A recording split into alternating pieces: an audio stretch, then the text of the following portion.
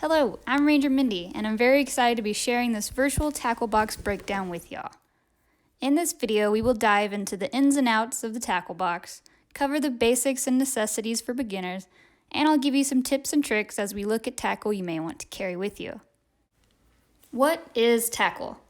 Tackle is considered to be all your gear needed for fishing, not just the items that fit in your tackle box or bag. Tackle includes your rod, reel, waders, tackle box, hooks, and so on.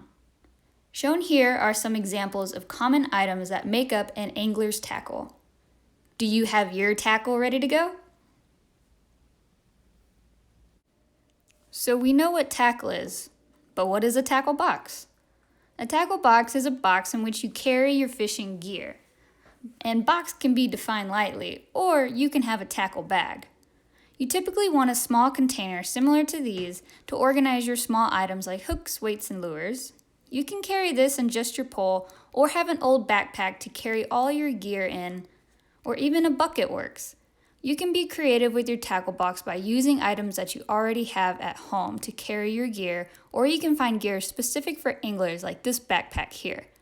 Nowadays, there are many options and they come in many sizes, shapes, with bags becoming more common as they allow your hands free to carry other tackle. One tackle item you definitely want your hands free for, and a basic for fishing, your rod and reel. Here we have an example of the spin cast, the spinning reel, and a bait cast. A spin cast is more beginner friendly. A spinning reel, which takes a little more practice, and then a bait cast, which is a little more advanced.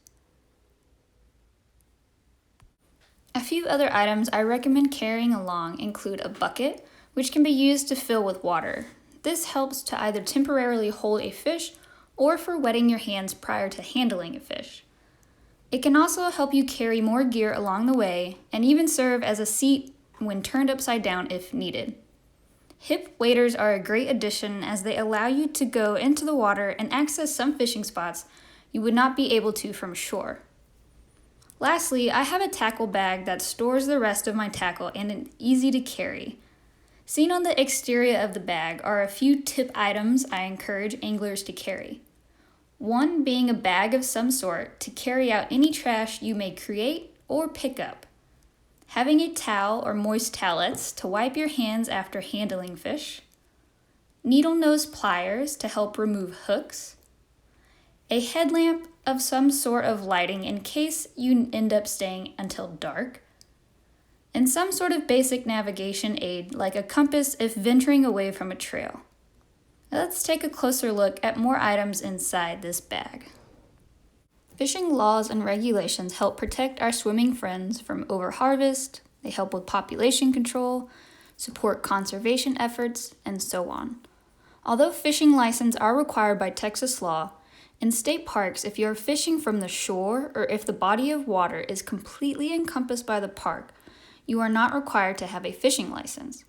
You must still abide by existing regulations, and you always check with your state parks for additional local regulations.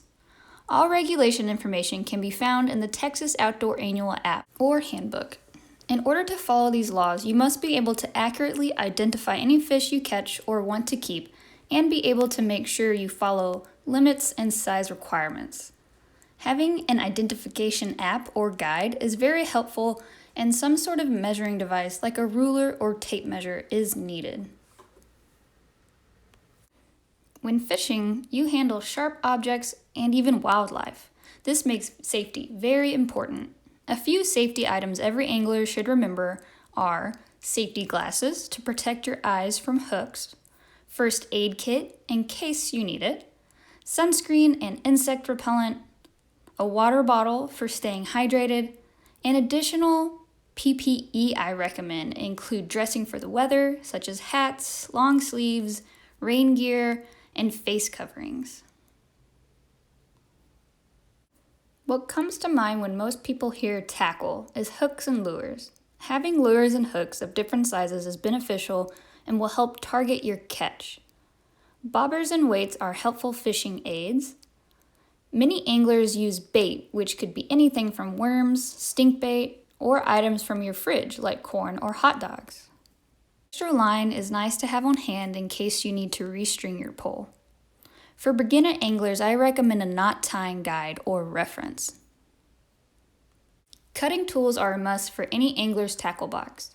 I recommend fingernail clippers, which can cut line safely, a knife to cut bait or your line, and wire cutters to cut hooks if needed. Hooks of different sizes help target the size of the fish you're wanting to catch. For example, to avoid catching small under-regulation fish, you can use a larger hook. Hooks are versatile and can be used with bait or a plastic lure. Many lures are designed to resemble prey a fish would eat with realistic colors, markings, and shapes. Jigs are one of the most popular lures. They have a weighted head and are designed to be slowly reeled in. Jigging is an art of its own and takes practice. You can create your own jigs by combining weighted hooks and plastics. Plugs or crankbaits work by diving down as you reel and are designed to look like bait fish. The larger the lip, the deeper the dive.